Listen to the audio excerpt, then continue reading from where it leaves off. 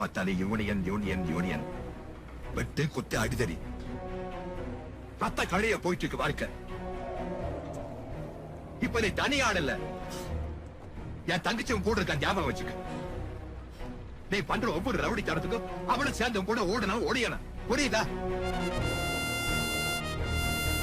குடி குடி. முதல்ல இந்த குடியை நீ எப்போ விட்டு ஓடிக்கிறியோ அப்பதான் எல்லாம் சரிப்பட்டு வரும். நல்லா யோசிச்சுக்க.